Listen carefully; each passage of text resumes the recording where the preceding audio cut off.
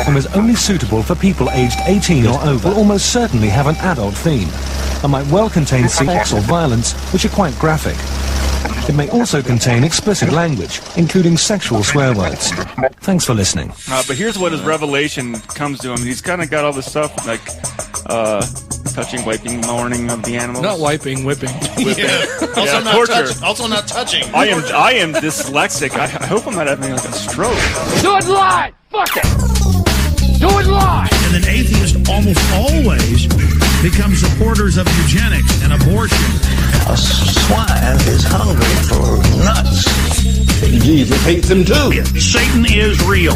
Being a Satanist is an open declaration of revolt against counterproductive received wisdom and mindless rogue tradition. Decapitate her head off! We're done. You're done.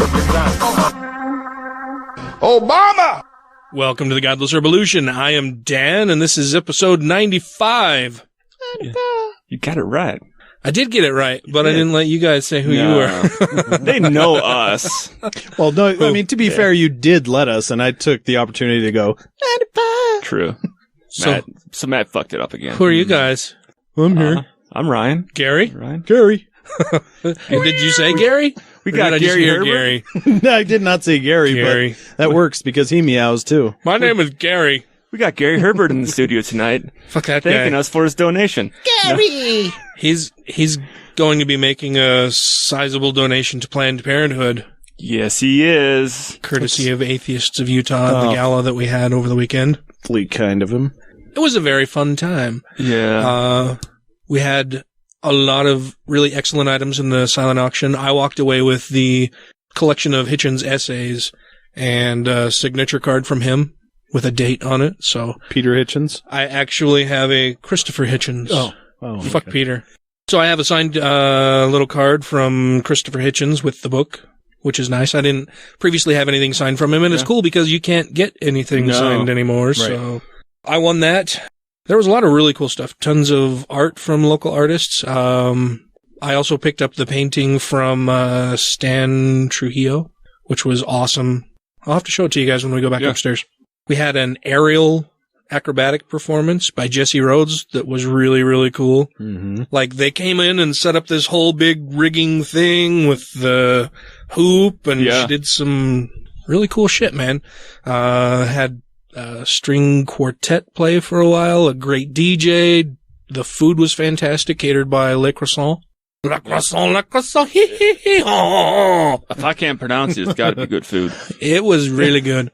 Yeah, I think a good time was had by all. The location was gorgeous, and people kept coming up to me and thanking me for doing all this, and I'm like, don't thank me, man. I had absolutely nothing to do with this. Like, I donated some things to the silent auction, but you know, Felicia, Sarah, and Jenny are the ones who had set all of this up, and they did a fantastic job. It was, I think, the best gala we've had so far. Grant made an excellent cake. Ooh. It was delicious. I didn't know the dragon could cook. Oh, yeah, he makes the cakes for the galas. Yeah, he does cake decorating. He's full of secret talents. In his, as a hobby. Okay. He's made some really cool cakes. I'll have to show you pictures of the flying spaghetti monster cake he made one year. That was, I think, my personal favorite.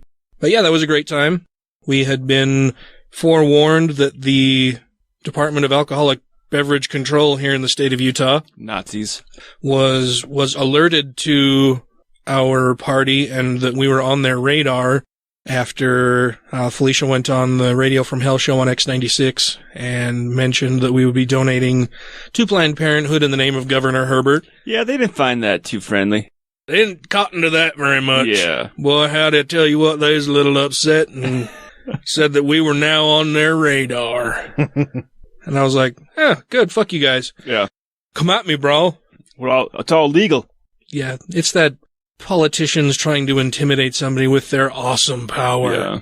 Fuck you. Fuck you. Come at me. If you want to try to squash me because I'm a little man who isn't in politics, I'm not the governor, I'm not on the council or board or whatever the fuck for the DABC, then I would love to see you try that, because I may not be part of the political system, but I have a pretty large voice here locally, I think, and I would love to expose what an asshole and shithead you are. So please start something with me. That would be great. Okay. But fortunately, the policies espoused by Herbert and his cronies gave way to a shooting in Salt Lake, and so the police couldn't be present for the AOU event. So yeah, this is true. I was standing outside chatting to some people and saw, I think, two cruisers go flying by down the road. Saw a third one come flying by with lights and sirens, and then another patrol car come just at really high speed through the parking lot across the street and then whip his car out onto the road, headed south. And, his car hit the pavement on the road and it's bouncing around. It was like a scene out of a movie. And yeah, apparently there was a police shooting of a teenage boy downtown. And so there was a mini riot that broke out afterward with all of the homeless people there in the area. The police were well occupied. Yes, they had other things to attend to. They were busy murdering homeless children. Yeah. One of the stories I saw said that 3 different local police departments responded. There were over 100 police officers on scene, I believe, is what I had read. So yeah, it was a big deal. Then they were busy and couldn't just hang out and harass us as much as they would have liked to. So there must be a flying spaghetti monster. There was someone really looking out for us that night. Or no. Unfortunately, they weren't looking out for a homeless teen who was shot by the police because he had a broomstick. Yeah. I don't think the teen was actually homeless. No, I don't think so. His parents were on the TV and they looked like they had a house. Yeah.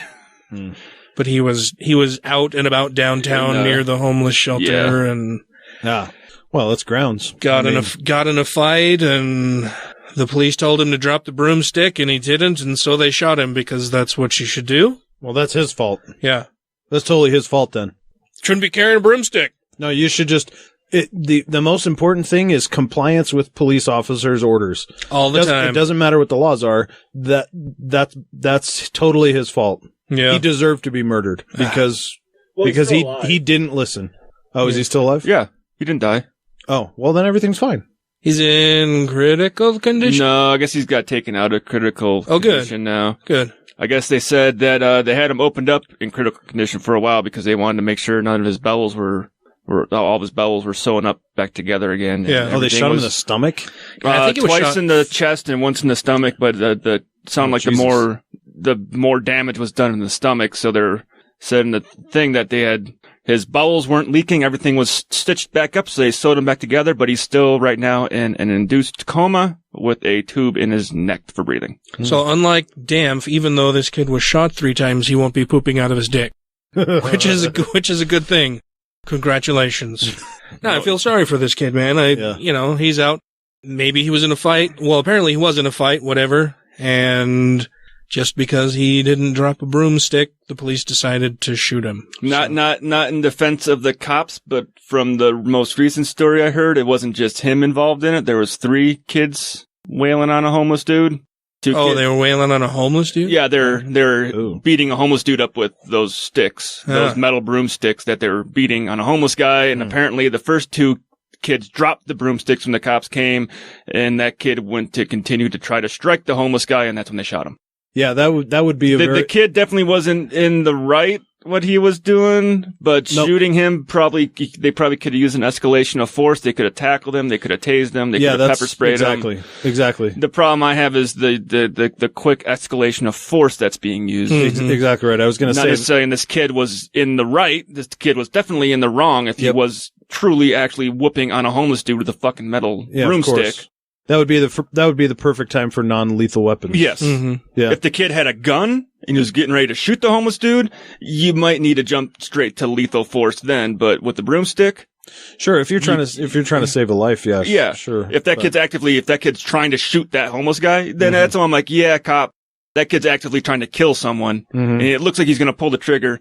Go ahead and shoot. Yeah, I always wonder why they don't just walk over. Like he's got a broomstick, just fucking walk over to him. You know? I mean, even if I was unarmed, I would. That's what I would do. I would walk over there and say, "Hey, what the fuck, dude? The mayor did say there was body cam footage of it, that she had seen it, that they are doing an investigation into it right now, but they can't say any more about it until the investigation is over with." Is this Paskupski? Yeah. So hopefully she will do the right thing. Yeah, once they get the editing done and stuff, they'll be sure to release that. Well, I'm hoping she does a better job than the last mayor. I mean, who knows? But interesting. We'll have to see how that all give her a chance. She's going to have to prove herself really quick with this one. So on last week's episode, when we covered the debate, we talked about Ben Carson's low numbers, John Kasich's low numbers, and I made the not entirely or really not at all outlandish prediction that Ben Carson would be dropping out of the race, and lo and behold, he did. Yesterday was Super Tuesday. Ben Carson had a terrible, awful showing. I think there was more votes on the Democratic voting for nobody versus what Ben Carson got. And Ben Carson has now dropped out of the race, which is really funny in retrospect when we take a moment to reflect on some of the things that Ben Carson has said about his presidential candidacy in the past. Shall we have a look back? Yes. And I bought an organ. I was going to learn how to play the organ and read all those books you never read and see all those movies and not have to set the alarm clock. But, sometimes the Lord has a plan that's different for us. And, after the prayer breakfast, a lot of people started clamoring for me to run for president, which I thought was kind of a ridiculous thing. And I said, that'll all die down, so just ignore it. But it never did. And it just kept building. And pretty soon I was getting a box every week with 5,000 petitions in it. Pretty soon I had a whole room full of these boxes. And people saying, you have to do this, you have to do that for us. And, the draft movement built, and I finally said, Lord, I don't particularly want to do this. This is not on my bucket list, but if you want me to do it, you open the doors and I'll walk through them. And if you close the doors, I'll sit down. And the doors began flying open, much to the consternation of all the professional class and all the pundits who said, it's impossible. You can't possibly put together a national organization as a political neophyte. You don't know any of the people. There's no money. You can't do it. It's impossible. Forget about it. And yet, you see, it's happening. And they don't understand the power of God. Oh, man. I guess God wasn't that powerful. So how many now?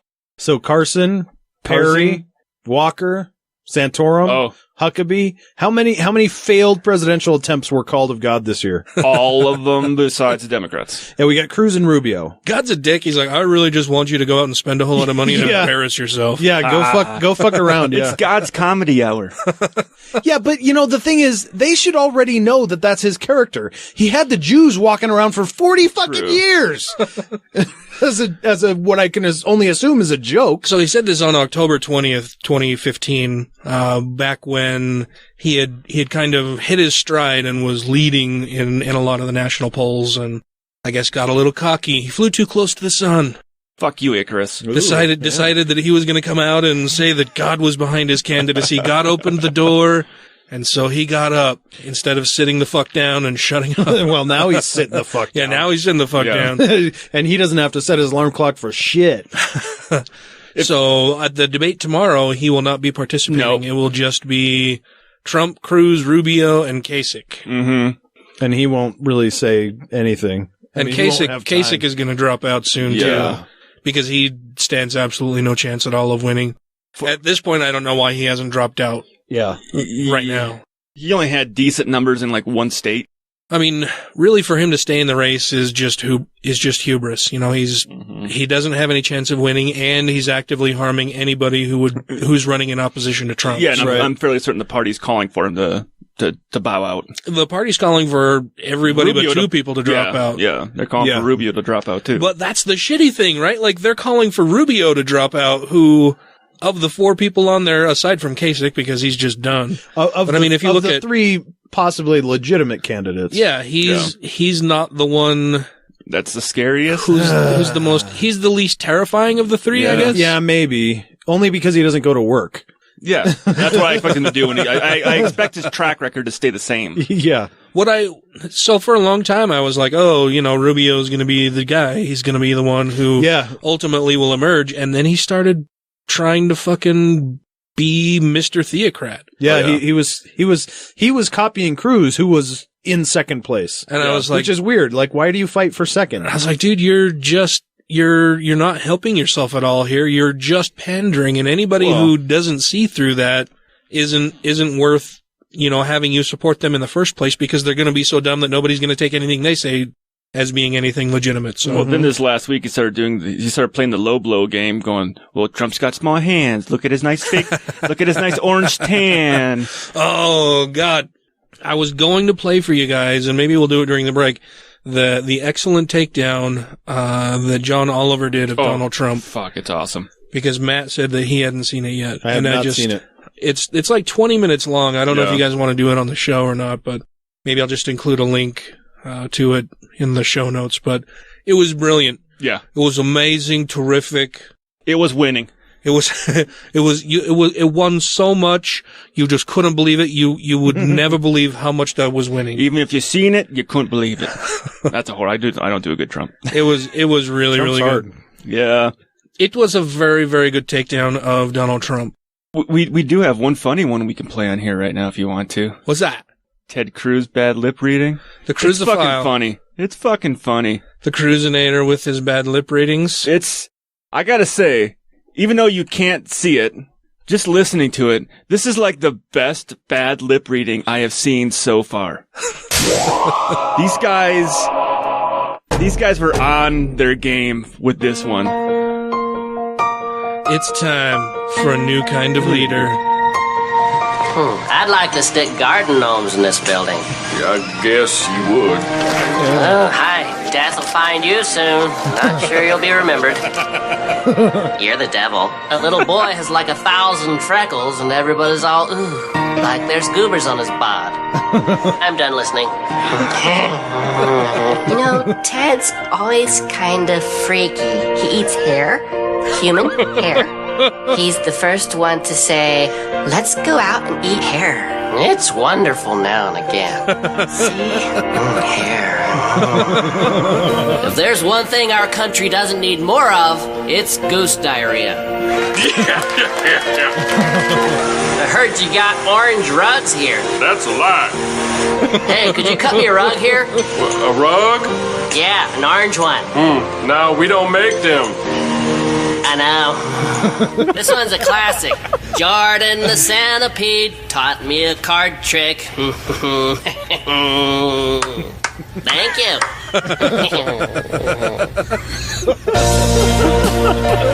You got happy cheer. Ooh, look.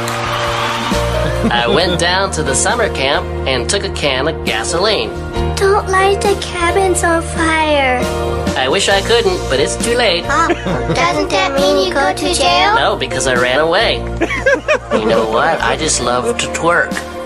Holla, holla, holla, holla, holla, holla, holla, holla. I've been testing out some new campaign slogans that are a little less obvious. I need a bogle for the glotch. Stop Volution. Your face isn't my face. That old man just took your spork. If you want boyfriend time, then you must be a girlfriend. I hate pervy records. I want to use that. I made a hole and then barfed on the beach. I made a hole and then barfed on the beach. I made a hole and then barfed on the beach. This great nation's like a pork pie. Juicy America.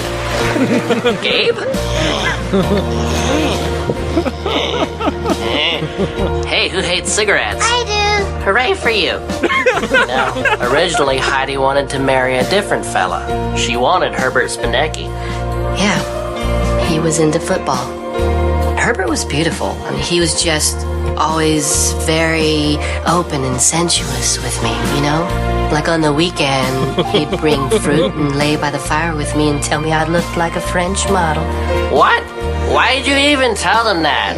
He's still a really close friend, the Spinecki. I didn't know that. He's in the kitchen right now. Wait, he's here? Mm-hmm. Is he? Mm-hmm. What does this mean? Yeah, whatever. At least I know she's mine. I don't want to ask who the baby daddy. I know it's him. I need a bogle for the glotch. Don't make us kiss now. That is really amazing. That's gonna be the best. I think so. I think that's my favorite one I have ever heard. Fucking amazing. It's perfect. That's exactly how I picture Ted Cruz anyway. That was beautiful. Everyone should go look that up. That's hilarious. Thank you for sharing. I'll be sure to put that in the show notes also. That was fucking amazing. I really hope that becomes his new campaign slogan. Well, with that, let's take a quick little break here. And on the other side, we'll be back with some news that Matthew has brought to us. Matthew? Motherfucking news. All right. Please stand by. The Godless Revolution will continue in a moment.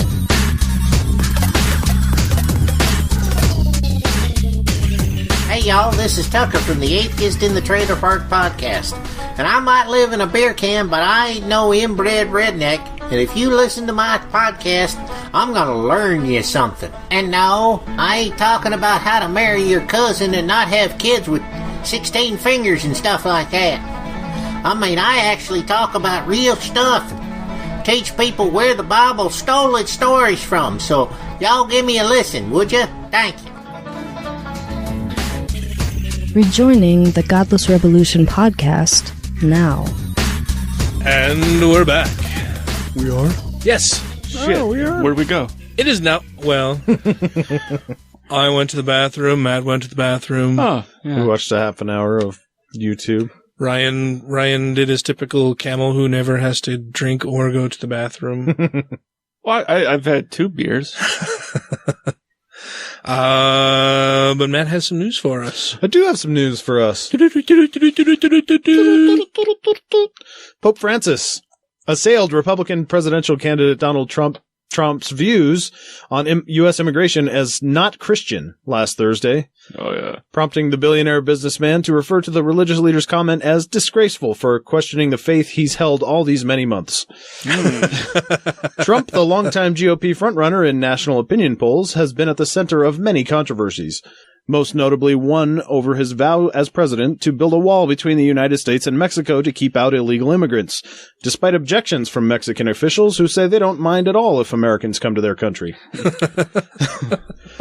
A person who thinks only about building walls wherever they may be and not building bridges is not Christian, said the Pope in conversation after leaving Mexico on a flight back to the Vatican, which is nestled outside of Rome, Italy, and is surrounded by massive concrete walls with no bridge access. Trump, a real estate developer and former reality TV star, said, if and when the Vatican is attacked by ISIS, which as everyone knows is ISIS's ultimate trophy, I can promise you that the Pope would only have wished and prayed that Donald Trump would have been president, he said in an example of a third-person speech in South Carolina. He likes to do that, talk about himself in the third person. Yeah.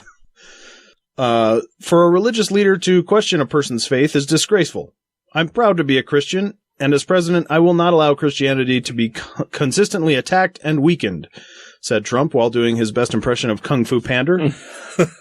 No leader, especially a religious leader, should have the right to question another man's religion or faith. Trump Everybody said, should have that right. Yep. Without realizing he'd missed an opportunity to display his faith by quoting a very popular "Judge not, lest ye be judged" verse.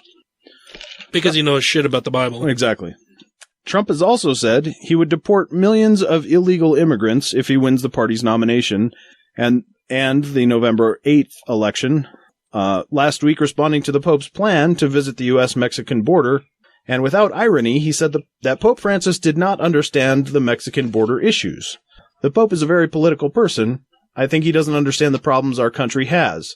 I don't think he understands the danger of the open border we have with Mexico, he said. The Pope replied, quote, the reason I'm flying straight home is because I couldn't get through all of that open border security with my accent. Asked about being called a political person, Francis said on Thursday, thank God he said that I was a politician because Aristotle defined the human person as animal politicus. So at least I am a human person, unlike all those horse animals. He's just such a disingenuous prick about everything. Oh, yeah. Which one? Both of those guys. Well, true. Yeah. I was referring to Donald specifically, but yeah, they're both. Well, I think Donald's completely self-unaware. Donald's going to need to get started on that wall by Canada first, because there's been a 350% spike in people searching how to get a Canadian citizenship. Oh, really? Yes. I'm guessing those are primarily United States citizens. Yes, they're United States citizens. So in the U.S., in the past couple of days, there's been spiked 350% for people looking at how to become a Canadian citizen from the U.S. Huh. Imagine that. So if he wants to keep his blue-collared liberal workforce here, his educated teachers, he doesn't his doctors, care about them. He wants to get rid of the Department of Education. Yeah. True. He would probably rather hire a monkey to sit in there and do math. His son? Yeah. No, the monkey's Ted Cruz? The monkey's just going to throw a poo at the wall. He's like, I threw 3 poos at the wall. 2 stuck. How many are on the wall? That's monkey man. 4. Banana. Correct. Banana's the right answer. Fire truck. No, he doesn't know. And he keeps saying he's going to raise the height of the wall. Oh God! During the debate, yeah. When now it's 20 feet higher. Vincente Fox saying that Mexico's not going to do it and fuck Donald Trump. The thing I don't get is most people sneak through checkpoints. The Rio Grande is a large crossing area, but that's been tightened up. So they've turned to tunnels, and they're taking a cue from the Cubans and getting a fucking boat. So unless you can stop the access of them digging underneath the ground, going around the border itself and taking the water route, how the fuck what's your wall going to do? The majority of the people that get into this country do not jump the border. And for what point, too? I mean, they're doing a tighten up on the walls. I mean, what it's going to do is it's going to prevent all those workers in the U.S. that are illegal trying to get the fuck home because they can't find a job anymore, and there's more jobs in Mexico. Mm-hmm. Yeah. Because if I'm not mistaken, we've had a record number of people leaving the country that were illegals because it's harder for them to work here because of... Well, we have a zero net immigration right now because people are leaving. Yeah. Or the fact that most illegal immigrants come via, like, JFK. Well, and a big We're not all from Mexico. A lot of them are European immigrants, Japanese immigrants that come here on a visa and just don't fucking leave. Well, and a big part of it, too, is that because of Republican policies and tax loopholes, tax cuts for corporations and the ultra wealthy, that they've just been moving their shit overseas anyway to get cheaper labor, and including places like Mexico. So now if you're going to be a low class citizen in Mexico with a labor job, or a low class citizen in the US with a labor job, it's really not different. Yeah. Yeah. Well, it is different in that if you're in Mexico as a Mexican with a low pay labor job, at least you won't be shit on. Well, yeah. By all of the asshole Americans. And you're with your family. Yeah. And right. you have... But what I'm saying is it's balanced out because of Republican policies overall, so that, it's not that desirable to come to this country anymore anyway. But I got into a slight argument with the guy at work yesterday, the day before, who was saying the reason why he's going for Trump because Trump's a negotiator and will be able to negotiate with China and get them to stop devaluing their dollar and will get American money back into the country. Yeah, because they respect Trump so much. Why would China make their money worth more so they can make less? What benefit do they have to doing that? And how does Trump have anything to do with that? He does. Well, you can negotiate with countries for trades and all those other deals, but it's not going to be him. It's going to be the ambassadors doing that shit, doing most of the talking. Sure. But he said, Trump's going to get them to, he's going to negotiate with them. It's like, why the fuck would another country want to change what they're doing when they're doing pretty fucking good right now by abusing Well, and why would they the negotiate system? with Trump? Yeah. Who just, automatically and systemically says that they're all pieces of shit. Yeah. Right. And that they'll do whatever he wants. I would say I would act exactly opposite of however he wanted, just out of disdain for the way he treats me or other people. To prove he does not control you. Yeah. Well, we've already seen countries lose confidence in the U.S. purely because Trump is fucking leading the Republican Party. Yep. I've lost confidence in the U.S. because of exactly. that. Yeah, I made a post on... Well, in fact, we've been talking with that that podcast in London, and those guys had to go back and check our previous episodes before they would do anything with us to make sure we weren't Trump supporters. And that was the main criteria. And we will be doing a bonus episode with these two skeptical chaps. Indeed, we will. Here coming up in a week or so. And I think that's going to be one of our topics of discussion, just seeing how they feel of what American politics and the nature of it overseas is. I think that's going to be one of our talking points. They're probably more scared than we are about it. I look forward to that. I haven't chatted with the two skeptical chaps, but I've been listening to a few of their episodes, and they seem like very nice chaps as well as skeptical chaps. They do seem very. It's a lot more low key show than I make this one, but they seem to be very good. Well, going back to losing confidence in the United States, I made a post on Facebook earlier today or yesterday, and it was as I was watching the results from voting roll in from Super Tuesday. And I said that there needs to be a new word to describe the feeling I'm having as I watch the primary results roll in. The new word has to be equal parts schadenfreude at seeing Donald Trump and Cruz top the delegates one list, thereby exposing the ignorance of the Republican voting bloc, and abject horror for the same reason. Right. Maybe Schitz-Pantsen-Freud? Schitz-Pantsen-Freud. The funny thing is I commented on there with the word dumb fuckery, and my phone didn't even try to correct it. Either my phone gets me. Clearly he's talking about the Republican candidates. Or it's a real word. It's not a real word. No, but why didn't my phone try to autocorrect dumb? Have you written dumb fuckery in your phone before? I have said it many times. My phone's probably heard me say it, but I don't think I've ever typed out dumb fuckery.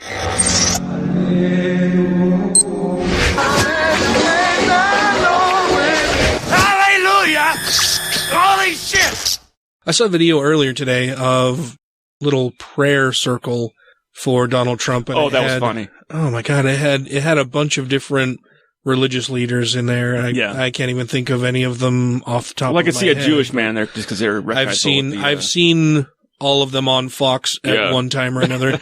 The part that you mentioned, the Jewish guy, the part that I thought was really weird is he mentioned Yeshua and said in Jesus' name, and I'm like, wait, this guy is Jewish? I don't understand this at all. Is he one of the trying to make Jews for Jesus? All inclusive. One of the kosher Christians. Well, and it was like this little round table thing where they kept, one person would finish their little prayer and another person would instantly jump in with their own version of, God save the Trumpish.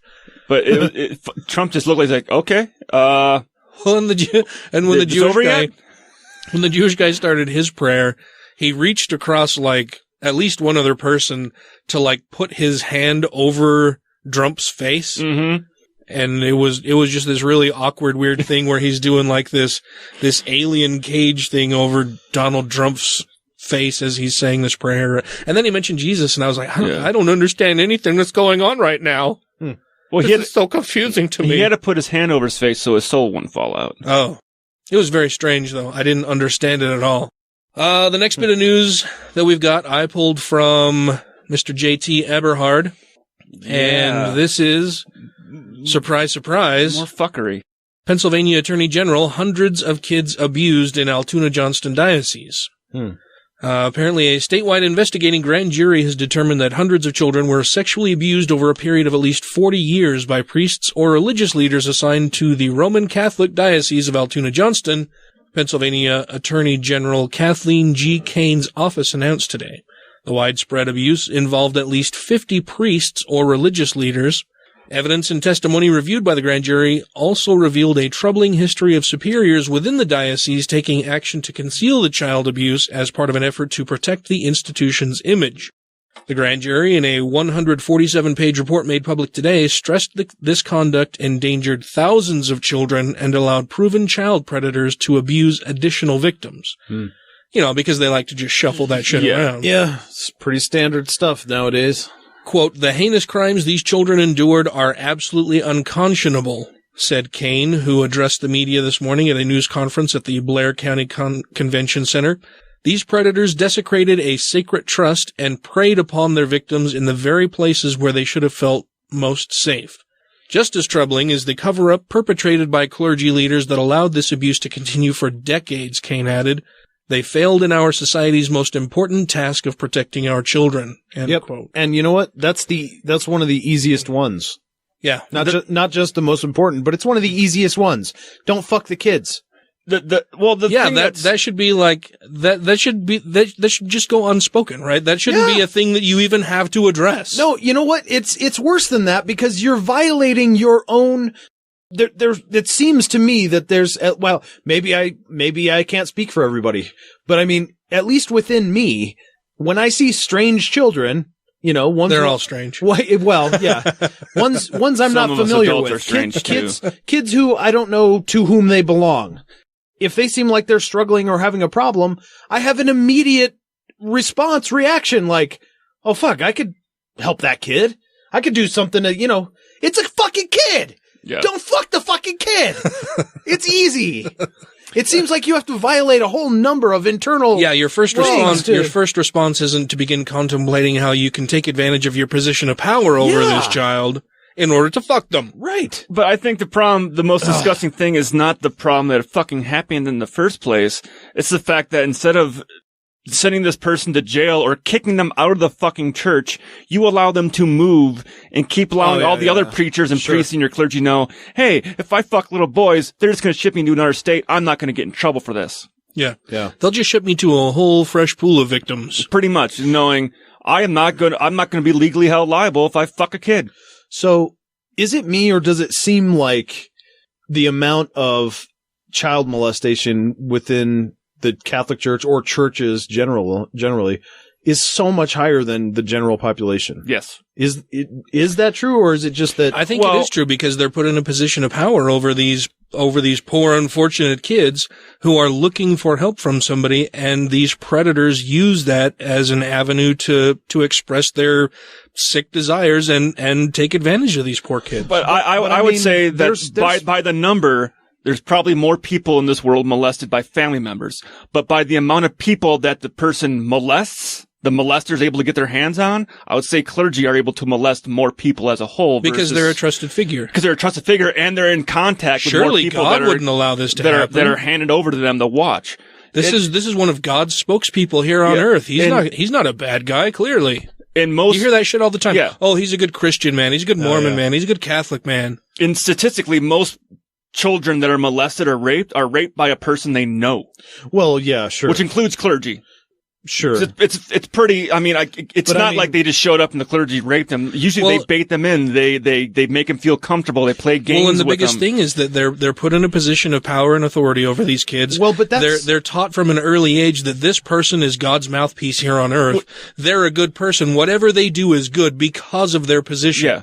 Well, and then parents leave their kids with these kitty fuckers, thinking that they're good people and would never do this. And hopefully they're starting to learn their lesson now. Yeah, I'll accept your second point that because they're hearing it the whole lives from their parents that this is a good person and whatever. The first point about being in a position of power, you get that just by virtue of being an adult around a kid. You have that already. So but it's that extra level of authority. Yeah. But that's added on by what the parents are saying, I think. Yeah. The way that most of these people go about it is pretty fucked up too, because they condition the kids. And I've been reading a lot of stories lately about this. And in one of the stories, the church leader was made up his own game of D&D, his own Dungeons and Dragons role-play game. And he would get kids over to play it, and they would I guess it started off as the board game. They started acting it out as people. Then it got to a point where the preacher was a dragon and they had to slay the dragon, and the only way to slay the dragon was to cut off the dragon's penis and then eat it. What? So he was making the kid suck his dick. Should have just made him cut it off. Yeah. True. And then eat it. But the kids were playing along and sucking his dick. And that was his horrible. His method. He got them over to play games, to play Dungeons and Dragons, and get him over there, and you'd molest them. Were they drinking Jesus juice also? It didn't mention anything about him actually providing any alcohol or any drinks to Only through the flesh-colored straw. Pretty much. But it gets to that point, they condition them. It's not just they go in and molest them. Because they're fucking predators. Yeah. Yeah, they get them to feel comfortable, like, oh, this is fine. They condition the kid to feel like what you're doing is okay. Then afterwards, they make him feel ashamed about it and like, hey, you can't talk about this. And then it's a fucked up cycle. They are professional rapists. But it just seems to me there's a higher percentage That's where I don't think that the percentage, the number of people they molest is probably a higher percentage, but I'd have to say on a whole if you added up all the people in the whole U.S. that get molested or abused, I don't think the higher percentage would have to lie just out of sheer numbers of people that get molested by a father or an uncle or a family member. That's why I say percentage, not total number. I'm saying you take 100 clergy. What percentage of those guys are fucking assholes versus all the fathers? Okay, and what percentage of them are kitty fuckers? We're just taking a percentage of clergy members, a high percentage inside the clergy. Yeah. Okay. No, I think it seems to me from the stories I've seen, it's a higher percentage of clersy as opposed to the general population that are fucking rapists. I don't think so. I think that would be pretty hard to do. I need to see the numbers because I don't believe that they're not. If you're just going off of sheer numbers, if you got like 8 fucking billion people in the not U.S. total numbers, percentage. Not total numbers. So if you look at, there are 10,000 people who are clergy people. Yeah. Right? And of that 10,000, X%, 1,000 children. Yeah, that's 10%. Versus the number of people who are not clergy, who are whatever, and then X% of them fuck children. Yeah, the percentage of those, I think, of clergy versus just lay people would be higher number of those people taking advantage of their position. That's what it seems in like order to rape children. I still think that the number of lay people that molest children are probably just because there's the number, sure, not the percentage. I think. Well, percentage in the population, yeah, of course. Then, okay, yeah, that's what I'm saying. But I'm trying to think of the whole thing as a whole. Like if you take the whole percentage of lay and clergy together, there's got to be a higher percentage of lay people versus clergy. Oh, of course. No, you're talking just raw numbers, not percentage. Yeah, that's why I didn't do it that way because that's obvious. Because there's such a small percentage of people who are clergy in general. Yeah. Yeah, that's where I thought we were kind of. I'm like, how? No. I just mean of clergy, the percentage. When you split them into groups of these people are non-clergy, these people are clergy, what percentage of the non-clergy rapes people versus the percentage of clergy who rapes people? Right. I guess it would have to be higher because there's fewer clergy though too. That kind of skews the numbers a little bit. No, it doesn't skew them. No, I'm just You're saying, not mathing right. But okay, if you got 100 people in 50 rape, that's 50%. Yeah. If you got 1 million people in 50 rape, it's a lot smaller percentage, but it's the same amount of people. You're not mathing right again. Mm-hmm. Am I not thinking about this right? No, you're not. It's the same number of people, sure, but I don't care about that. I mean, I do care about that, but I'm interested in finding out what percentage of clergy versus general population. That's where I thought we were talking. I think clergy's higher. Yeah, I would be interested to see it. You're still looking at raw numbers versus percentage. Well, that's why the percentage of clergy members would be like if you look at the total number of people who are in the clergy, versus, let's say 50% of them rape kids. Yeah. When you look at the general populace who are not members of the clergy, the percentage of people who rape kids would be 20% or whatever. It would be a lower percentage. I get that. Overall, the number of rapists is probably higher among the general populace, but the percentage of people, if you split them into those groups, the clergy would be higher. The percentage is still kind of a skewy number because... Why? Because the percentage is based off of a number of a whole in that group. If the number of the whole of one group is way larger than the number of a whole of another group... Well, sure. I mean, if we're looking at the number of rapist clergy who rape people, that would be 100%. But but we're talking about specifically people in positions of power over other people. Let me make this distinction. Maybe it'll help. I know you're very concerned about how many people are affected by this nasty, horrible crime. Yeah. I am too. But what I'm trying to figure out is if the percentage number is higher in clergy than it is in the general population, why? Why is that the case? You know what I mean? Of course, I'm still concerned about the millions of people that are molested outside of the clergy as well. Yeah, I just want to know side by side, percentage wise, if clergy is higher, why is that the case? I just don't, I still think in my brain, we'll talk about it after the show, because in my head, I'm like, how am I wrong with my percentage thought on this? Because if you take it, percentages based off of the total number in the population, correct? Well, we're saying... you're taking the number of people in the clergy. You're right. That's one number. Yes. Then you're taking the lay people who are not clergy. Right. And you're separating them into two separate groups. Yeah. They're not considered each other. Right. So if one group has, say there's 10,000 clergy in the U.S., that makes a percentage in their easier to be a lot higher number because there's fewer. Why would it be easier? No. Why would it be easier? Because it's a percentage of the people in that. It shouldn't be any higher. Yeah, why But would if it be is, higher? you'd have to wonder, okay, why is this number higher than it is in the normal population? Let's Because disregard the I'm just going because you're taking it from a- title. Let's disregard the clergy Okay. title. Let's look at basketball players. Okay. How many basketball players rape children? Percentage-wise, of people in the NBA, what percentage of NBA players rape children? Why would that percentage be any higher than the general populace in general? Than the populace in general? I'm just going because if you take a large number, okay. I don't know. Let me say it this way. You're mathing wrong. I know. Well, I think I understand how percentages work. Well, I mean, kind of. So let me say it this I don't way. think you do. Let's say we take the United States because 400 million is a huge sample set. Yeah. Okay, so we figure out that the number of people who commit these kinds of nasty crimes, let's say, is 10%. Okay. I don't know if that's true. Let's just say it's 10%. That's our control. Okay. 10% is what we're going to consider, quote, normal, right? Then we Or take abnormal, as far as raping kids. I guess I said, quote, normal. I guess what I'm trying to think of this. If you have a smaller sample group, don't worry. Oh, you mean 10% as a normal number for percentage of people who rape kids? Let's say 10% out of 400 million is our control number. Yeah. Okay. And then you go to this clergy subset. Yeah. And the number is 35%. Yeah. That's extremely high. I guess the way I'm taking this, if you have a smaller number group, 25% it's a lot easier for the percentage to be higher. No, it's not. So what we're talking about a 25% increase in clergy over our control. Well, and I think maybe you're onto something here to explain it a little better. So I get so what you're. Okay. I don't think you do. We'll give you one more chance, and if we can't, let's move on. Okay.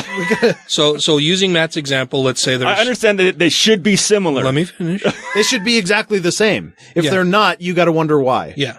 So let's take Matt's example and say that of the roughly 400 million people in the U.S., I think it's less than that, but we'll go with 400 million. It is less, but let's say that 10% of that number, so 40 million people rape children. Yep. So then if you look at that 40 million people and then you say, how many of these 40 million people are in the clergy or out of the clergy? And you look at those numbers and you say, okay, of the 40 million, 35 million are not in clergy. 5 million are in the clergy. So why is the number of people in the, and then you look at, I know where you're going. It should be like, hey, if you take 10, 1 out of 10 of those is this. And why in the clergy is 3 out of 10. And it shouldn't matter whether they're clergy or not, the numbers should be the same. But when you look at it, Matt and I are of the opinion that perhaps if you look and see who is clergy versus who is not, the percentage of rapists in the clergy community is higher than the populace in general. Yeah. Okay. we all agreed on that. Over the river and through the woods.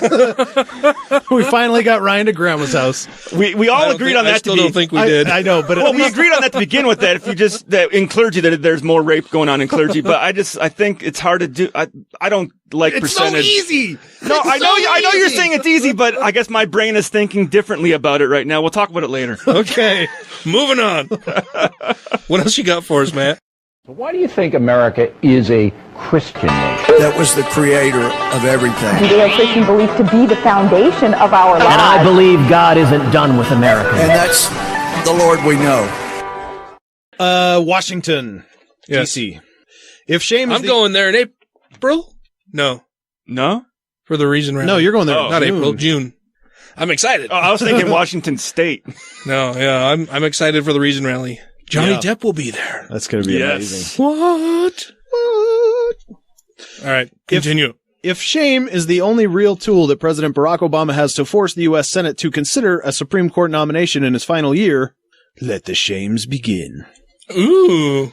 Senate Majority Leader and part-time sad birthday clown impersonator Mitch McConnell declared last weekend within hours of the news that Justice Scalia had died that the Senate would not even hold hearings on a replacement.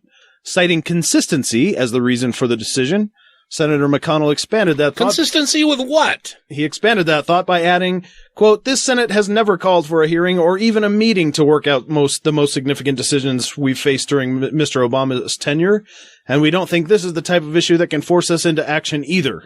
Because nothing else can force them into action, clearly. Republicans certainly have the power to do nothing, and some GOP insiders have speculated that in all of U.S. history, this Senate is the most powerful group at doing nothing that Washington has ever seen. It should be his new superhero. The minority party Democrats are being forced into nearly Republican levels of, quote, productivity, since Senate rules won't allow them to do much of anything either. Even though the Constitution says that the Senate is supposed to offer the president advice and consent on nominations. Yeah, that he's supposed to nominate them, and then they're supposed to vote. That's how this shit works. Yep. Democrats are now forced to opt... Or it's supposed to work anyway. Yeah. Right, supposed to. What's worked historically. Yeah. Mm-hmm. Democrats are now forced to opt for the least favorable action for many American politicians. Make the case to the public. Oh, no. And there are many ways to do that. Democrats have already started by launching verbal barrages at McConnell. Senate Minority Leader Harry Reid and Reid's likely successor, Senator Chuck Schumer, both held events where they hammered the GOP leader for shirking his duties. I think my Republican counterpart, McConnell, has made a terrible mistake by saying that he's going to ignore the president, Reid told reporters in Nevada. McConnell will have to back down, they said. Senator McConnell didn't hide his confusion about the comments, saying, they want me to back down, but the point the minority leaders fail to realize is that I can't do less than the nothing I'm already doing. From McConnell's perspective, Republicans may not have won the White House in recent elections, but repeated attacks by Democrats over government shutdowns and Washington dysfunction haven't stopped the GOP from taking control of both chambers of Congress. Yeah. They've managed that because Republican voters tend to be more motivated than Democrats and vote in greater numbers in non-presidential election years. This phenomenon is called the Republidox, where the GOP is simultaneously the most and least active party. Republidox. This is one of the articles I wrote in my... The reality is that we can cut that, right? No, it's in. 10%. The reality is they've controlled Congress since 2010 while being as obstructionist as possible, said Julian Zelizer, a congressional scholar, Princeton politics professor, and Pinko Kami book Politics professor. Politics professor? He's a politics professor. That's what it is nowadays. He's also a Pinko Kami book learner and elitist. Zelizer said the big question... Not wiping, whipping. Hey. Also not touching. Not everybody is as fortunate to be as dyslexic as me. 10%. Zelizer said the big question for McConnell is whether the majority... It's a good thing you were never religious, because you wouldn't fucking be able to pay your tithing. I know. The big question for McConnell is whether the majority leader thinks other voters will punish his party. Not nationally in the White House contest, but in the Senate and House races. I think he's betting not, Zelizer said. Activist groups on the left of the spectrum have begun online campaigns aimed at raising pressure on vulnerable Republicans, including petitions and phone campaigns. According to them, it's resonating, which is important since the Democrats have long been the experts in the area of drumming up support for change where it matters, away from the polls. Specializing in Facebook meme generating, clever tweets, and as always in college classrooms countrywide. Republicans have been left in the dust by these campaigns, being relegated to only having a voice in the voting booth. Our organization and others have seen nearly unprecedented grassroots energy and public outcry as Republicans threaten to work against the Constitution and block any Supreme Court nominee, no matter how qualified, said Adam Green, a founder of the Progressive Change Campaign Committee. Regular people who live busy lives and haven't taken political action for months or years are re-engaging at this moment, and we can show it, according to the latest online poll numbers. Most nominations Americans don't follow, but the Supreme Court is iconic, Zelizer said. If there are news stories over Obama not even being able to get his nominee to move forward, more Democratic voters will be angry and motivated to go straight to the nearest Wi-Fi accessible coffee shop. Ooh, Starbucks is going to get some business. The difficulty for Republicans, especially if a hardliner presidential candidate is at the top of the ticket, will be to convince their base that they are sufficiently anti-Obama, and then convince the rest of the voters they aren't wingnuts. However, this challenge can be somewhat mediated if the GOP nominates any of its many candidates towing the Tea Party line, who are known for their moderate views and willingness to compromise in bipartisan matters. It's going to be tied into an argument that this Republican Party is way too far to the right for the country, Zelizer said. That's where McConnell's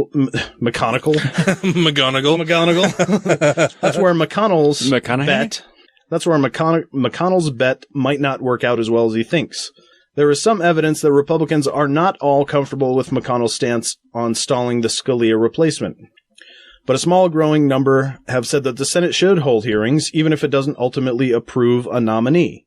McConnell voiced his disagreement with the position, stating, holding hearings with no intention to approve the nominee would require me to go against my character and personal beliefs by putting me in the position of having to do more than nothing while still getting the result of nothing that we want. It's a net loss for all of us.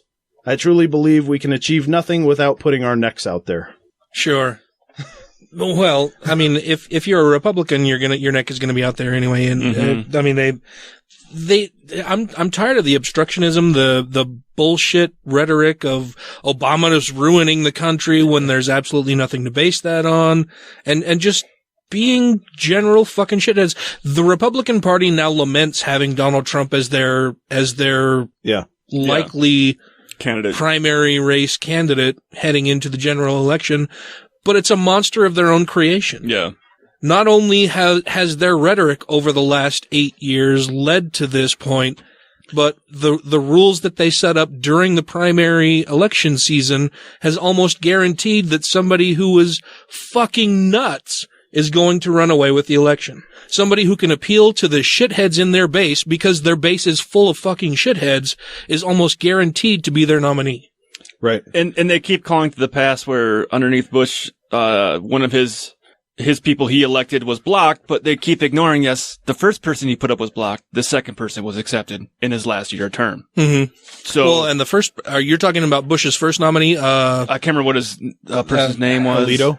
No, it wasn't Alito. They didn't get in. The female person who was not a judge, or I don't even think she was an attorney, and I got blocked. We talked about her, I think, a couple episodes back. But I hear everybody going to that. She was awful. They blocked her. Why? But absolutely the person no, who he brought no qualifications up, whatsoever. The next person became a fucking Supreme Court judge, so he had someone elected in his last year term. Yep. Yeah. Everyone who's been a president who has had to elect someone in their last year has gotten it through. Yeah. Maybe with some scuffle and some arguing, but nobody's been told they can't put a fucking person through in their last year. It's not how it fucking works. He can put someone in on his last fucking day. Senator Chuck Grassley, chairman of the Senate Judiciary Committee, initially stuck to McConnell's lines, saying Saturday that his committee should wait until after the elections to hold hearings. But by Tuesday, he had softened his stance, saying, we'd wait to see who the nominee was before making the decision. He added, don't let a shift in my words fool you. My actions are still consistent with the stagnancy of the party. Chuck Schumer concluded by saying grassroots voices are going to be the key in getting Senator McConnell to back off and let the Senate do its job. I'm urging people to speak out and speak out strongly. What difference would it make at this point? Yeah, no, I mean, maybe like a 12, 13% difference. But it's a smaller pool of people, so it's easier to say that. Yeah. That's true. Yeah, it really wouldn't matter at all then. I have very few Republican friends left on Facebook for probably obvious reasons. Like, you know, I unfriend people very, very rarely. Like, you have to be a world-class asshole for me to unfriend you on Facebook. But a lot of my Republican friends or religious friends will do so just because we disagree on one point. And because they have nothing to back up their opinions. So because they can't defend the shitty opinions that they have, rather than try to address them if I have any questions, they just unfriend me. So, and the fact that you have a lot of people that are friends that will come and instantly post against them probably too. Yeah, I guess that's a big part of it. But I mean, either way, if you have a solid position that you can back up with good evidence, you shouldn't be afraid of any of that, right? Yeah. Like, I would be happy to walk into any Christian church and ask or answer any questions that they have about me being an atheist and why, because my position is correct. You know, I have good evidence to back up the things that I believe. And if I don't have good evidence for it, then I stop believing it, which is something that you don't find among many Republicans or religious people. So even a lot of Hillary supporters I'm seeing. So, but you know, I've gone out, and the few conservative or Republican friends that I have, I've noticed they don't even mention politics these days. You know, on their timeline, there's nothing at all whatsoever to do with any politics of any sort. There's no mention of Donald Trump, Ted Cruz, Marco Rubio, nothing. It's just completely absent. They're probably as disgusted as we are with the Republican Party right now. I would hope so, but then I would also hope that they would talk about how disgusted they are with the entire thing, right? Not that they would just ignore it and hope that it fucking goes away, but that they would address it and say, this is the party I love, and the ideals that I believe in are being shit on by the people that are currently running for the Republican primary. Too dogmatic.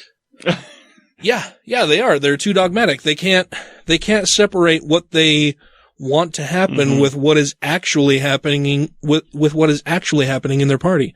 And that's sad. And it's not completely unexpected. Well, I mean, they got to realize the only people that are going to be able to change their own party are them. True. Yeah. I mean, change comes from within. Yeah. For the political process. I mean, it can come from without also because you have outside pressure, you know, pointing out all of the shitty things that you're doing. But these people that are, you know, professed Republicans aren't mentioning anything about anything about the primary race at all. They don't talk about the debates. They don't talk about any of the candidates. It's all pictures of what's going on in their lives lately, and they're completely ignoring the whole process. And then, you know, I do have a couple other, you know, because I was born and raised here in Utah, and most of my family's here. Most of my family is LDS, and therefore conservative for obvious reasons. Obvious but weird reasons to me anyway, that they're all conservative because that's kind of what's preached from the pulpit every Sunday. And even most of them, whenever they do talk about politics, it's to say that they are sad about it. Yeah. You know, but those are very, very rare and few and far between. But any of my friends who are non-believers who are also Republican, they're completely silent on the whole thing right now. They haven't mentioned anything. And I've actively been going out and looking to see if anybody's making any posts or saying anything about it, just so I can see the reasons why they would believe one thing or another or support one candidate over another. And they're all just completely silent about it. Yeah. I was actually waiting for the ultra-conservative right-wing Christians to go crazy after Spotlight won the best film during the Oscars. Yes. I was waiting for it, and it didn't happen. Well, I'm waiting to see what Bill Donahue says about these latest revelations in Pennsylvania about all of the new kitty diddlers that have been exposed. Oh, yeah. I mean, how will he blame this on the victims this time? Probably by lying to himself. Bill Donahue is just he's not the world's biggest asshole, but he's definitely he's a huge asshole in the top 10. What else you got, Matthew?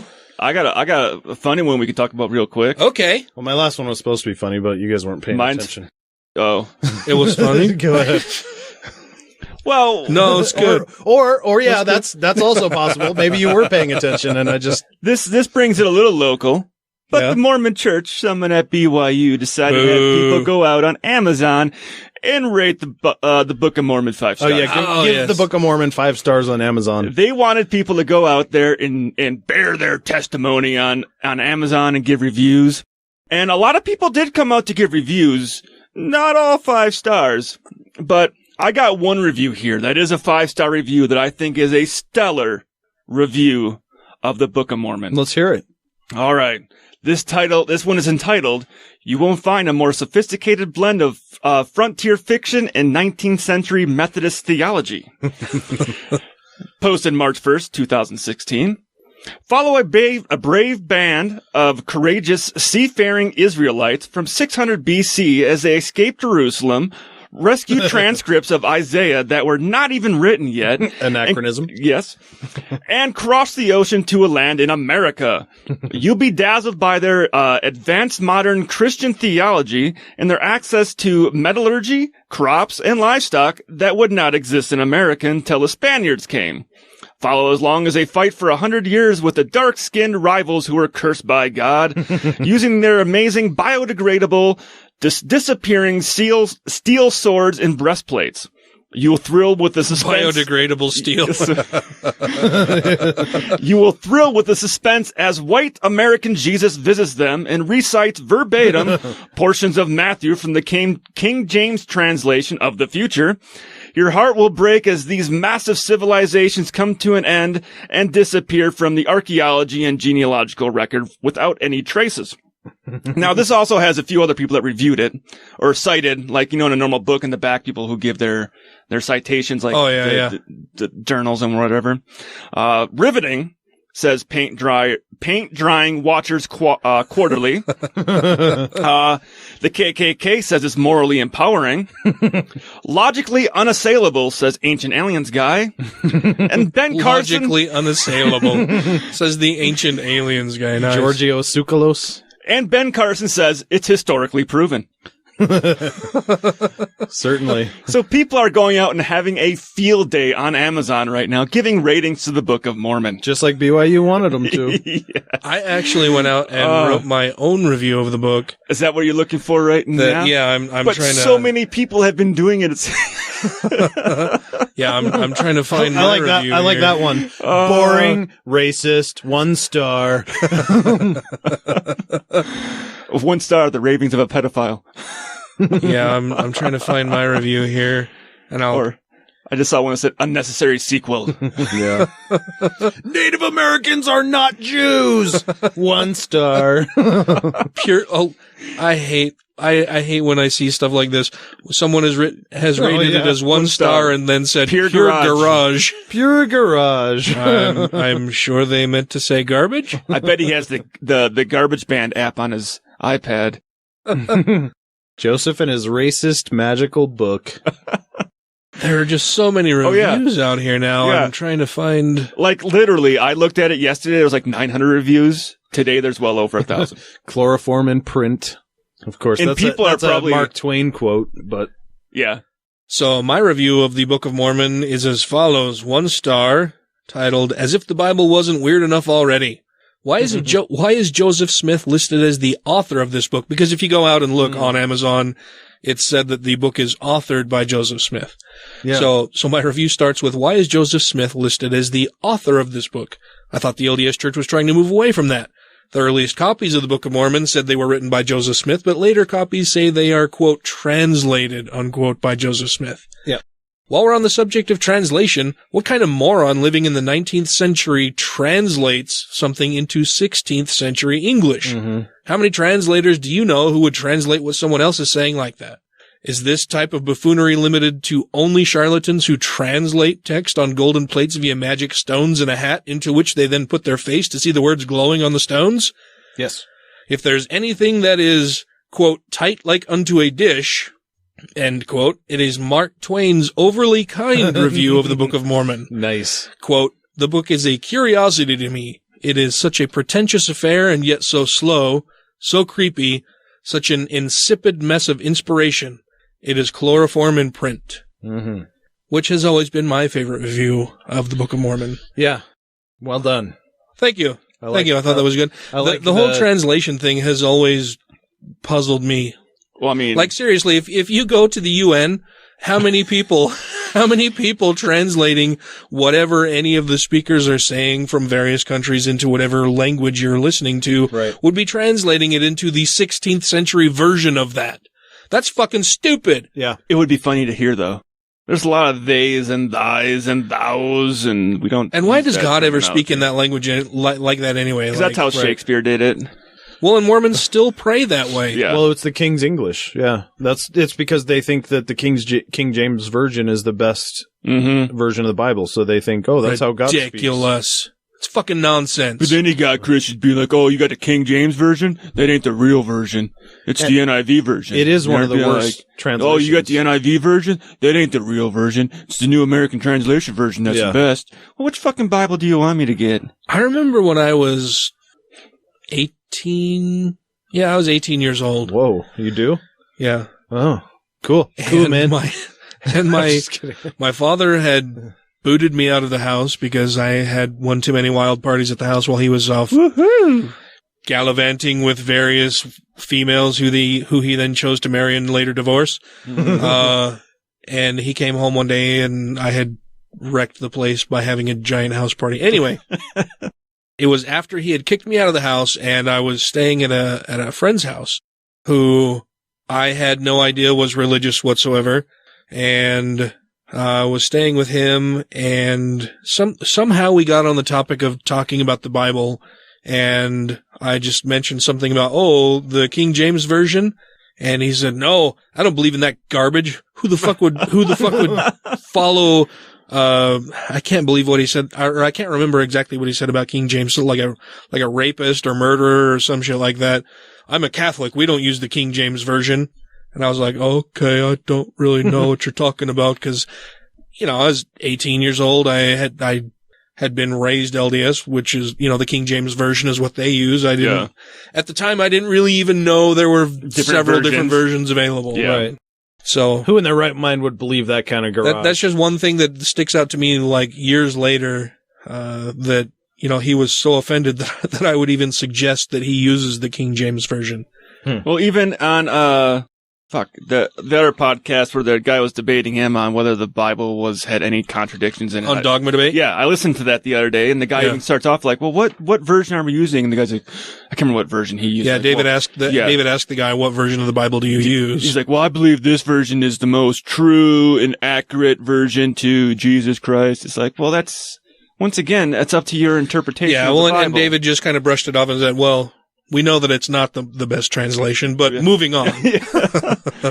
I thought he gave the guy a lot of leeway in that. He didn't go after him at all, really. He kept it very civil, which I don't know if that was part of the agreement. He did. Keep it civil. Yeah, I mean, David, he does give people a lot of leeway when he has them on there, because he wants it to be a productive conversation. Yeah, he wants to try to have a productive conversation with them, and he doesn't want them to shut down, so he gives them a lot of leeway whenever he has guests on the show who are religious, and he's debating them, and lets them get away with a lot of things where you could easily call bullshit on it. Yeah, and he tries a little bit, but then it gets to the point where it's just like, okay, we're not going to agree on this. Let's move on to something else, and he'll bring up other things. But I know a lot of people who are very, very firebrandy have a lot of problems with Dogma Debate. I know Matt has a lot of problems with Dogma Debate. I have some problems. Yeah, I like Dogma Debate, and I appreciate the things David does, because how many other atheist podcasts can you listen to where you can hear an actual viewpoint from a Christian and an extended interview and segment with somebody who has a strong and professed religious belief, who's willing to come on an atheist show and talk about it, and have David point out all of the holes in it and everything, but do so in a way that doesn't completely alienate the person to where they shut down and it just turns into a shouting match back and forth where they're talking, past each other. That's the good thing. That's what I like about Dogma. Yeah, not my style. I'm not interested in that at all. I think religion needs to be relegated to where it deserves to be, and it's a total embarrassment to even admit it in public that you believe in such bullshit. And I totally agree, but I do like to hear other people's perspective on it. And it's very rare that, unless I go out and watch fucking Christian Broadcasting Network or the Fortune 500 Club or some shit like that, where it's only a theist's voice out there, extremely one-sided, that I can hear what Christians really believe about anything, right? So I like that.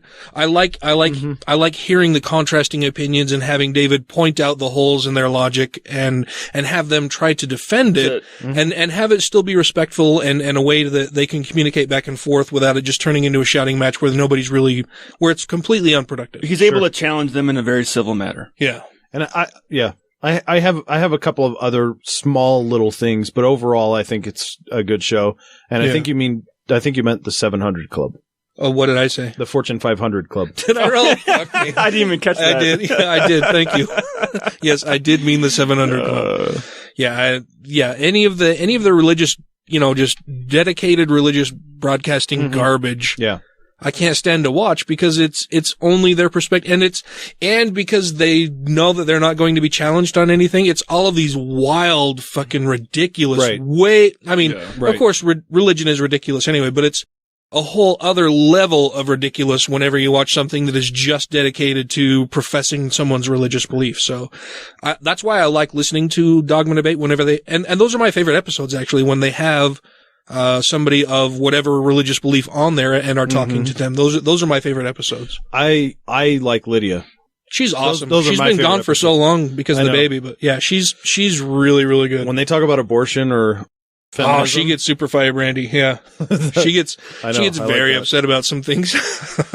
There was one episode, I think it was one of the last episodes she was on before she went on hiatus for the baby, where they were talking about abortion, and you could tell she was just like in my mind's eye, I was picturing her just bouncing in her seat, ready to lunge across the table and strangle whoever the fuck was there. Yeah. Yeah. It was really good.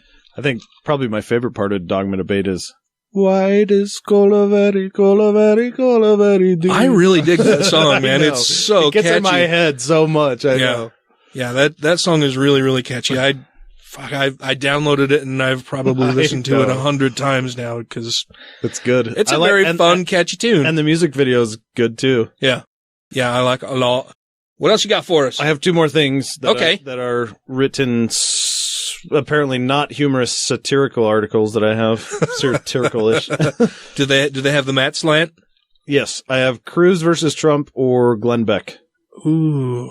Or we could do both. Let's do both. Which one first? Let's do Glenn Beck first. Okay, you like it to Glenn Beck. No, I really don't. I just want to get him out of the way. After it was widely reported Wednesday that Glenn Beck said that he believed God let Antonin Scalia die to help Ted Cruz win the presidency, the radio show host pushed back against the negative coverage. Because that's the only way God can clearly communicate something is to fucking kill somebody. Right. Quote, apparently the mainstream media is reporting that I said God killed Scalia to help Ted Cruz. That's what you said! Outrageous. We can find it. Yeah. Beck said in a Facebook post. Beck argued that what he actually said was, quote, perhaps God allowed Scalia to die at this time to wake America up to how close we are to the loss of our freedom.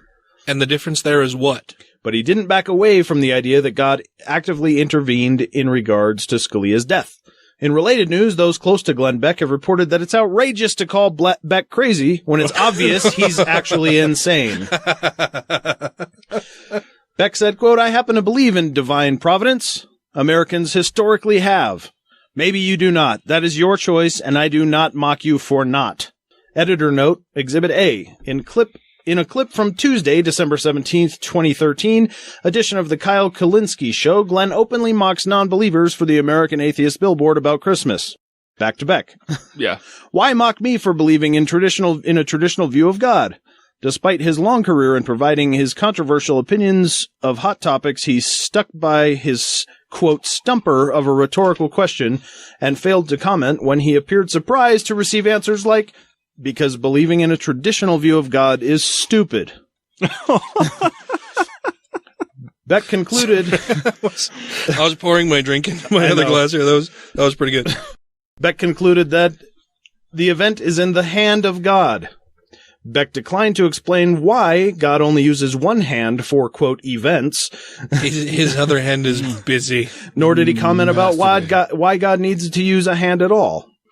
Experts in Beck's inner circle suspect this is one of the statements meant to be taken figuratively or as metaphor, or it may even be allegory for something, but they won't know which until after they've had time to determine which will benefit him most. No matter how the press wants to twist my words or meaning, I stand by, we need to be awakened. Cross-check. Beck's original post was, quote, God let Scalia die to help Ted Cruz. By the time this statement got back to Mr. Beck, the lamestream media had twisted it into, God killed Scalia to help Ted Cruz. Beck has long been touted for his unbiased and emotion-free reporting while maintaining a high integrity by ignoring nearly all of his naysayers. But with such a clear misinterpretation of words in this instance, it's little wonder he's upset about this one. He is just getting more and more crazy all the time. Yeah, he's out of his fucking mind. I mean, he used to say that he was just an entertainer and, you know, the things I say are hyperbolic and blah, blah. Now he's all in, man. He's all in fucking nuts. He's always been all in. It's just now that he doesn't have to couch it. Yeah. He's unchecked because he doesn't have a corporate sponsor or, well, he has corporate sponsors, but he's not on a major news network but he's got his own, like, fucking TV station on, like, Dish or whatever it is. Yeah. Is it on all of them or is it just one of the? Is what on all of them? Like, is it on, like, Dish and Comcast or Xfinity? I have no idea because I don't follow Glenn Beck. All I know is I saw it at work. Mock him whenever I see the bullshit that he does, but... Because we got Dish at work and I saw it on there. I'm like, what the fuck is this? I don't remember if I've ever seen it on my TV at home. They have the Blaze Network on Dish? Yeah. One more reason I'm glad I have DirecTV. Though it may be on there, and I don't It know. might be. It's right around. It's right around Fox News. You got like Fox News, then Blaze. They couple them right together. Yeah, I don't watch Fox News either. I watch Fox News Sunday. Yeah. I will. That's about it. When there's a major event going on or during politics, during like the primary stuff, I'll flip back and forth and just to see how contrasted it is between like CNN and Fox and MSNBC and Fox, and like, wow, same story, two different ways to do it. Mm-hmm. I got you. All right, one more. Cruising Trump, or did you have something? I got one more that we could do really quick. Okay. It's on the level of motherfucking crazy and sad and crazy sad. Must have something to do with the Republican Party. But no. How much Catholics? how much of a percentage of Kinda. sad to crazy? I'm going, this is a little more, the person is crazy. Based on the people who would have an opinion one way or another, just not the whole population. But that skews it, though. You can't really. Well, I'll read the headline to you, and I'll let you let you figure out for yourself. Okay. Creationists. Okay. Yeah. I don't know why I turned into Little John. Because you got your drink in your hand. Okay. Creationist who thinks Obama was a gay prostitute poised to join the Texas Board of Education. Oh, I saw the headline for this earlier today. And if we know anything about the Texas Board of Education, is that they have a lot of power for what all the rest of the U.S. gets as far as fucking and they're all very, material. very, very intelligent and skeptical. Right. No. Yeah. This is a woman who believes in the New World Order conspiracy theory and that President Obama worked as a gay prostitute could soon win the seat on the Texas State Board of Educations. Where does she figure that he was a gay prostitute? Maybe she ran into him and he in went Chicago, her. because everybody from Chicago is a gay prostitute. Hey, my brother lives in Chicago. He was a quote community organizer. Oh, yep, that's what it is. But Mary Lou Bruner fell just 2 points short of gaining the 50% needed to avoid a runoff. Bruner, who claims to be a retired teacher who holds a master's in special education, believes sexual education material stimulates children to experiment with sex and that the United Nations has a plan to wipe out 2/3 of the world's population. She's fucking stupid. Sounds like she came in 50% too short to make it to the retarded level of IQ as well. Pretty much. God. According to the Chronicle, Bruner has deleted most of the Facebook posts with questionable content, but not before Gawker and others could collect screenshots of them. Many of them can be searched on Google. Apparently, this is one quote. Obama has a soft spot for homosexuals because of the years he spent as a male prostitute in his 20s. I thought he would have had a hard spot for homosexuals. Probably. She also says that this is how he paid for his drugs. What? Oh, really? Yes. Wow. Which drugs are those? I don't know. I'm not 100% positive. Was he injecting the marijuanas? It's a little rough going in. He's mainlining marijuanas. Well, hey, it's hard to avoid it when you grow up in Honolulu, Kenya. But then she's also quoted as saying on her Facebook, just think about how much money the government has wasted educating the people about the government hoax, which officially called itself global warming. Government later changed the name to climate change because government lies and our predictions did not come true, and that people were becoming very suspicious because it wasn't getting warmer. They changed it because of ignorant plebes like her. Oh, yeah. Yeah, and that it actually made it worse because of statements like that. Oh, Yeah. wait, this is a better statement from her right now. I don't want to hear a better statement from her. The dinosaurs on the Ark may have been babies and not able to reproduce.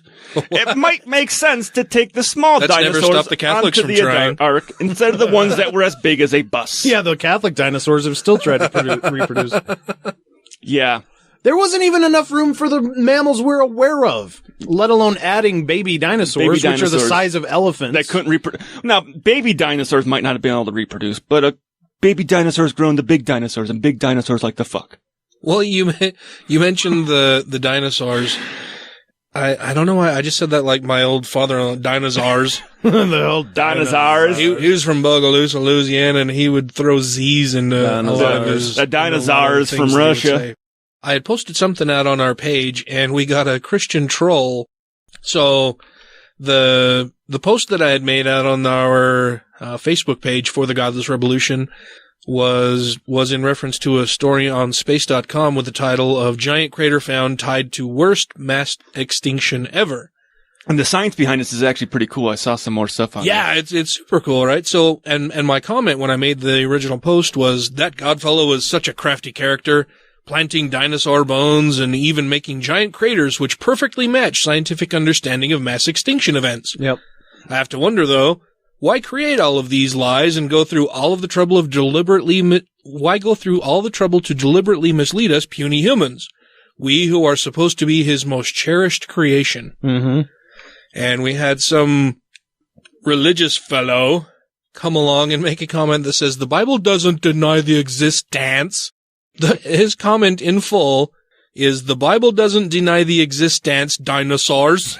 I think he missed a word, and so I tried to correct him and missed that he forgot the word of. Yeah. And I just typed out the correct spelling of existence, and then said the timeline of Earth's creation and existence as laid out in the Bible absolutely precludes the existence of dinosaurs before human beings. Yep. And his reply that I am just now reading says, Bible mentioned dinosaurs. Sorry, that was his first sentence. It is his three That's words. exactly how he typed it too. Bible mentions dinosaurs. No prepositions at all. Behemoth has the following attributes according to Job 40, verses 15 to 24. It eats, Jesus Christ. This is hilarious. Yeah. It eats grass like an ox. Okay, so no predatory dinosaurs. Okay, next. It moves his tail like a cedar. In Hebrew, this literally reads, he lets hang his tail like a cedar. Okay. Which means what? Okay, so what do we have so far, though, based on this? It eats grass like an ox. Okay, so it's an herbivore of some kind. I already got my guess of what animal this is. So did deer and... Yeah, any herbivore. Yeah. But we gotta go with the big herbivore. No, not yet. Well, behemoth. I'm just saying, based on what he's saying this thing says, let's follow it to what it leads to. Yeah. Eats grass like an ox. So it's an herbivore, moves its tail like a cedar. Does anyone know what that means? No. Like a cedar tree? No, I have no idea. He lets hang his tail like a cedar. I got no clue what that means. Okay, so undetermined. Like a cedar tree, it must be big. It's a big tail? I think that's a leap. Sure. But we could, okay, so we'll wait on that. So it's an herbivore. Its bones are like beams of bronze. So hard bones, solid bones. So it doesn't fly. No, because birds have hollow bones. So solid bones. Its big bones are like beams of bronze. Okay. Solid bones eats grass. His ribs like bars of iron. Big ribs. Solid bones eats grass. Like bars of iron. You can have small bars of iron. Yeah, true. But I would guess solid maybe or strong. Sure. He is the first of the ways of God. Nonsense. Which, again, precludes human beings being around before anything else. Right. He lies under the lotus trees. Okay, so lotus trees are not a thing. In a covert of reeds and marsh. Okay, so it's small. Because lotus flowers are like bushes. They're small. So it's a small herbivore with solid bones that sleeps under bushes. And Leviathan is ferocious and terrifying. Many references, we have not listed them all. So this guy just fucking copied and pasted from something. Yeah. Refer to the sea, so Leviathan is probably a sea creature. So he goes from Behemoth to Leviathan. Mm-hmm. Okay, the behemoth... Neither of which are fucking dinosaurs. No. The behemoth could be... You want to know what my guess is? And what? A fucking hippopotamus. I don't think a hippopotamus can fit under a lotus. Why not? They're not that tall. Hippopotamus for Christmas. A lotus is like tiny. It's a tree? It's like a bush, dude. I don't know. When I hear tree, I think bigger than that. I think of that as a bush. Yeah, but it says specifically lotus, so I'm going off What that. about the bonsai tree? Those are tiny. True, but you can make them big. Although some Bibles refer to Leviathan as an alligator or crocodile, and both of these are fierce, neither of these is a sea creature. Except for the saltwater crocodile. They like the water, but they spend much of their time on land. Further, some of their time. The question, who can open the doors of his face, implies that nobody can open Leviathan's jaws. This guy has no fucking idea what he's talking about. I have that's a lotus tree. I have to question so his... it is a little, it's more like it's like a fruit tree. It's like a cherry tree. Yeah, with really bright flowers on it. Okay. Hippopotamus is fine. But does that have a tail like a cedar? Well, we don't even know what that really means. Yeah, we don't know what that means. Yeah. This guy, this is going to be, I will have a lot of fun replying to this guy later. So, yeah.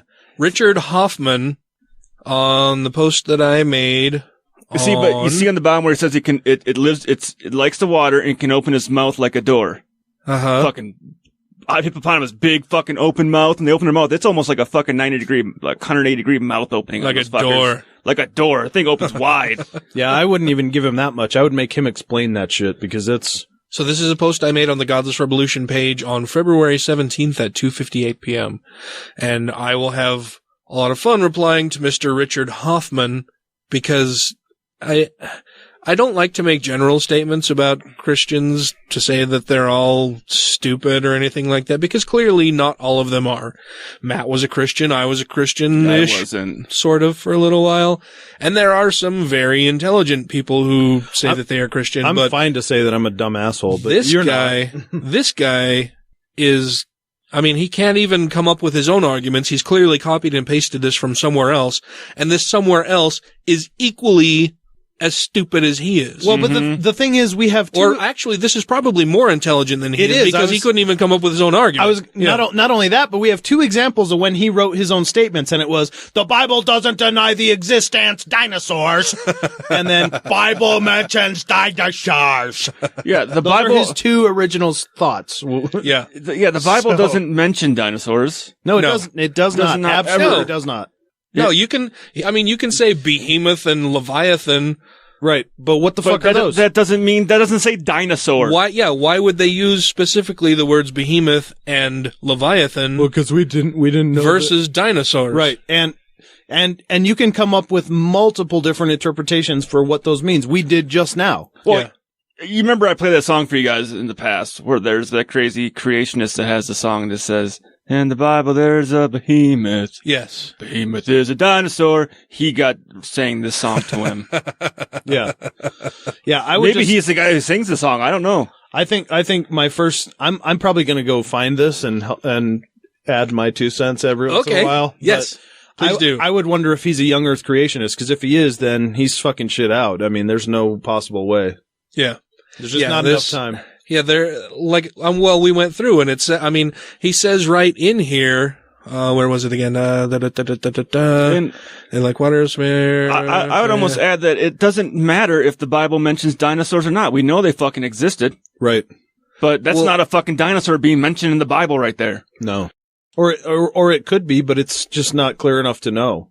Yeah, which one? The best you're left with what he's saying is indeterminate. And the thing is with this thing about that lotus tree, even though that lotus tree is a decent sized tree that most mammals could sit underneath, the fucking giant dinosaur does not fit in underneath. Oh yeah, the part here where it says he is the first of the ways of God. So does the Bible have it wrong that man was not created before any other creature? I thought it depended on which one you read. I thought Genesis had. Well, Genesis has, the different books of Genesis has varying accounts of what came first, but in nowhere does it say that anything was created, as far as a living creature. It was always humans first. It was always humans first. So, yeah, I mean, his own fucking book contradicts itself here in Job 40. And why would the first thing God create be a fucking Tyrannosaurus Rex with tiny arms? well, and this makes the assumption that all dinosaurs are the same. Yeah. All of them are the same. They all only eat grass. Well, they're all fucking ginormous. Before the fall of man and sin, they all ate grass. Yeah. Right. When we saddled them and we rode them and we raped them. This guy, But we have clear evidence that dinosaurs killed and ate each other. Yes. So, yeah. Well, that was after sin. No, but that's before the Garden of Eden. Don't forget, they also ate cavemen. When Adam would ride dinosaurs to his job at the rock quarry. Yes. Right. We had them well trained, and then Eve had to go eat that fucking fruit and talking to that snake. So fucking bitch. I will delight in having a conversation back and forth with this young fellow. I went and looked at his profile earlier, and it's like, He's into all kinds of, there were like Christian rock bands that he liked, and he's very much into weightlifting. So is this officially our first fucking troll? I think we may have had one prior, but I can't be entirely sure because I run into trolls here everywhere. Yeah. Trolls here, trolls there, trolls everywhere. Yeah. We also received some news stories and comments from Dave Morris and Jeff Linville that we will have to possibly cover in a future show that I really enjoy. Thank you guys so much for contributing and pointing these things out to us. I love when we get feedback from listeners to let us know that, you know, they're listening to the show and they're interested in what we're talking about. Speaking of, I love that Dave always throws some limey comment in there. I think that's after we mentioned limeys on the. Was it you or me or both or something? But we did throw that out there, and now we're never going to get the two skeptical chaps. But Dave always throws some. He does it in good humor with a U and an O both. Another view from Limey Land. Humor.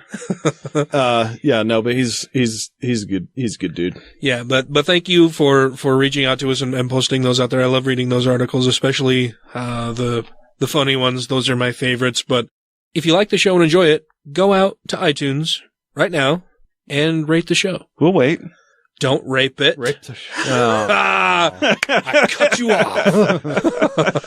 Give us a 1-star rating, please. Yeah, go out and give us a 5-star rating. Write a little review of the show. We've not received a rating of the show where somebody has actually taken the time to type something out and let us and other people know what they like about the show. In the future, I'm going to go through and look at some of our reviews on there and play those on air so that everybody can hear what other people are saying. But please go out and rate the show. It helps other people find us and lets us know what we are doing right or wrong and improve the show. So yeah, it makes it easier for people to find when they're trying to search on iTunes or whatever. And it's not just that we do this show for free, but we do. We have also put a lot of time, money, and energy into the show. So it's at a negative, really, because we love doing it. Yeah. And we want to get it out there. And it's, we do get a benefit from it. We have fun. But, I have a great fucking time doing this, man. I really do. Yeah. But all we're saying is just, I look forward to this all week long. When you go to click on download to get the new episode, just give us a fucking review. Give us a rating. Give us a review, please. That's all we're saying. I mean, it's not that big of a deal. And you can find us on Stitcher, iTunes. You can find us on Facebook at facebook.com/GodlessRebelution. You can Twitter our twatter at TGR Podcast. You can give us a call and leave us a voicemail or send us a text message at 330-81-REBEL. You can send us an email at godlessrebelution@gmail.com. I think that's all of our contact stuff. Yeah. I feel like I'm missing something. Well, we're missing the fact that this is episode 95. Yes. We got 5 episodes till 100. Yes. And we were thinking and talking before the show. Oh, right. About possibility, or not possibility, we want you to call our line, leave us a voicemail, send whatever you want, and you can say whatever you want. We'll read it on air for our 100th episode. Yeah, send us an email, send us a text message, tweet at us, leave us a voicemail, whatever, leave a comment on our Facebook page. Let us know what you like about the show. Some of the highlights, maybe list your favorite episode, why you liked it. Some of the things that you've liked. We said some of the things that you thought we were total dicks about. I would even like to read those online to let us know if we need to improve in some area. I would be happy to include your comments, shout outs, whatever on our 100th episode, which will be coming up here very shortly. Yeah. Or if you just want to put words in our mouth and make us say something that's completely fucking crazy. I am not above saying several things that may be degrading about myself, but probably Ryan would be better. I will say whatever you write and submit, I will read on air and say it. Oh, whatever you write and submit. That's exciting. That's knowing that it's coming from them. It's not going to be coming directly from me, but I will be the muse. I will say whatever you write. I am 10% of a rapist, but it's only out of a sample of one. So make me your vocal puppet, or make Ryan your vocal puppet. There you go. So that should be a benefit for you to write in. I may be dyslexic sometimes, but I can read comments. Then you'll be able to save that little snippet and play it at your leisure whenever you'd like. as comic relief for yourself. That'll be a lot of fun. But no, go out and give us a rating. Send us any feedback that you have. We'd love to hear from you. And we will chat at you all next week, where I believe we'll be covering the Democratic debate. Are we? Okay. Yes. Yeah, next week we'll be doing the Democratic debate. Oh, I can't wait till November. That should be interesting after the Super Tuesday. We'll have to see how that all shakes out. There are 2 debates coming up. There's one tomorrow. There's also one on Sunday. So maybe we'll provide a quick recap of those as well. Anyhow, we will see you all next time, or chat at you all next time. Have a good godless week. Have fun, everybody. Thanks for listening.